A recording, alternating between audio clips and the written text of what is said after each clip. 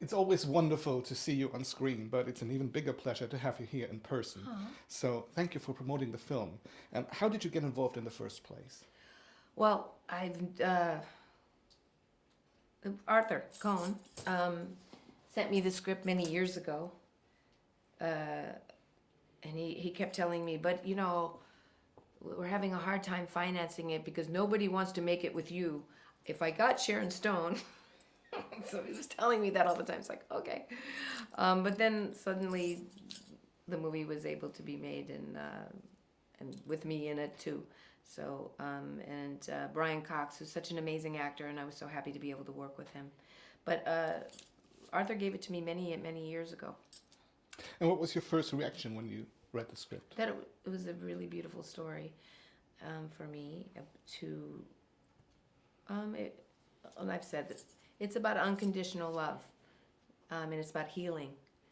It's about acceptance of where you're at in your life and willing to evolve, which I think is what Rory does.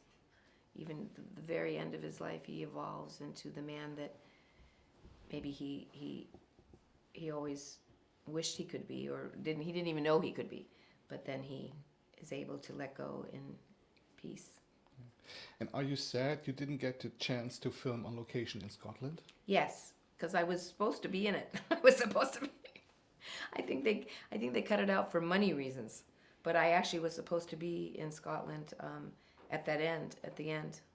That was part of it. I think it misses. That's too bad. It would have been nice. Yeah, she was supposed to be there. Absolutely. You've been in a very impressive list of films so far. And when you look back on all the roles you've played so far, is there any character you would like to revisit? And I'm not talking about if a film needs a sequel or a prequel, but just to see how the character has been doing over the years. There was always some funny talk about revisiting Susan and Desperately Seeking Susan. Where would the two of them be at this time in their lives, and having when she left, and how would they have evolved? As women would be interesting. I did a film, John Sayles' film called Baby It's You, and I always I love that character of Jill. I don't know if you ever saw this film, Baby It's You. It's a John Sayles film with Vincent Spano, where she would have evolved in her life too. Yeah, but I don't know. Pulp Fiction, she probably killed herself. Okay, let's get to a completely different topic. The Time's Up and Me Too thing. You were the first woman who blowing the whistle on Harvey Weinstein. I was one of the first. I was one of a group of women who and it was hard to do because it was scary. But Ronan Farrow had been working on this story for over a year. And then, of course, the New York Times got wind of it and then did their own version. But Ronan contacted me first. And also, I did speak with Jodi Kantor of the New York Times. But it is something that, if you want to talk about the Me Too movement, it was actually really started over 10, maybe 11 years ago by Tarana Burke, who was an activist and an African-American woman who did this work with young women and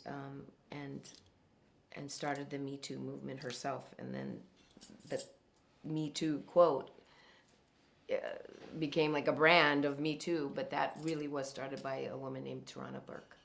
And I have a lot of respect for her and honor her. And unfortunately,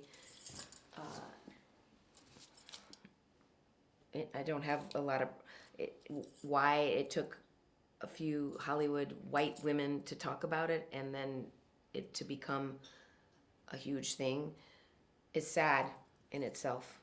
When there were many, many women who came out about Bill Cosby. And so, it seemed like the timing might have been right when we did it, but it was already talked about a lot, and people weren't listening as much. But now we are all in solidarity, and I honor all those women who came before. Yeah.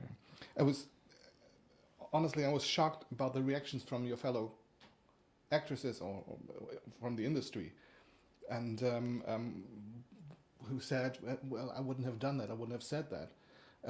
Was that the reason that you? When we've had nothing but, I mean, what we're here. What are you hearing? Because there's a lot of stuff that's bullshit. When you first there's a lot of things. There's a lot of women, and maybe that's in France, but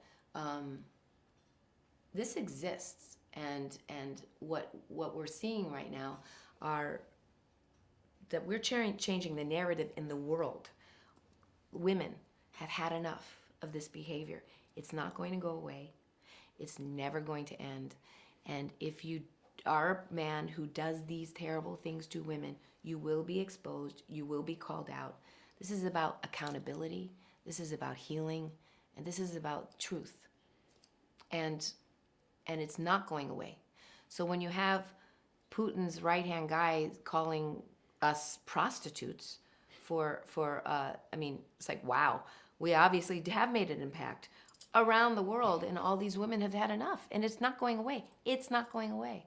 No matter how hard they try to shut us up or shut other women up, women are coming out because who have been afraid to speak up for all these years, who've been brutalized and their lives destroyed and their careers destroyed by men who have really done this. Harvey is one of them. He's just one of them. But it continues, and every day we're finding more. And I don't know if you read the American press and see this guy, Tony Robbins, who do you know about that? No. Yeah. Look him up. Because it's... But I'm really glad that there's a big request for a change going on right now. Yeah. Do you already feel that something has changed? What's changed is the conversation has changed. It's now we're able to speak out. But I have to tell you, the men are shaking in their boots, and they're very angry, and they're very stuck. And you'll see it in this Tony Robbins. He's a big motivational speaker of women, of men, and he supposed to be a man who helps people's lives. And he was confronted in a huge auditorium by one woman who was because he's against the Me Too movement. It's like, any man who's going to come out against the Me Too movement, I don't care how famous you are, I don't care what famous actor who's won Oscars, all the men that are coming, it's a mistake, because it's not going away. We're going to change this. It's changing. Basically, this is a revolution. The women that I admired, like Asia Argento, who's come against so much toxic anger and rage in her own country in Italy. She's going to speak at Harvard next week. I'm so proud of her. And she's changing the narrative in her country, which is really misogynistic, and they called her a whore. They did such terrible...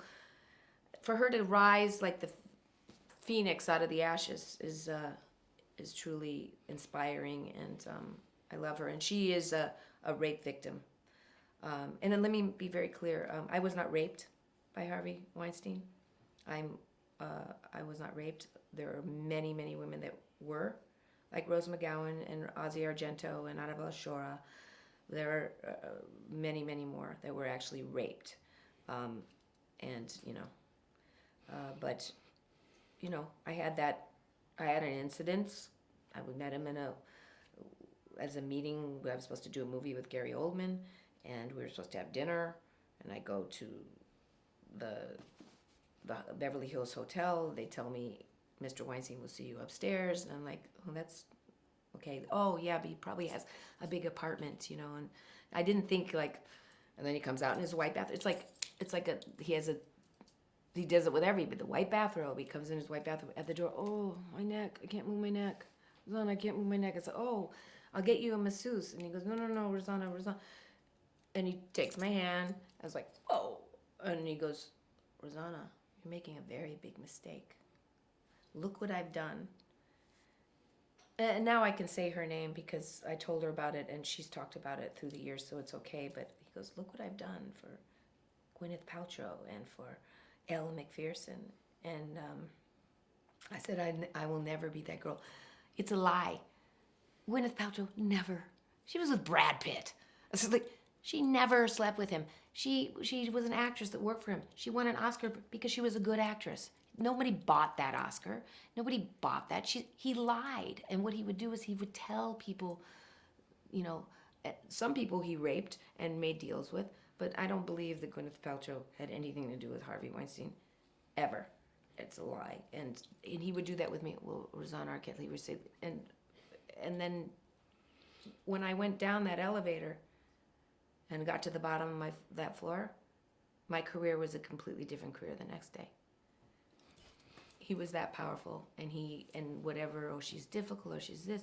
He did that to all of us. He did it to Mira Sorvino.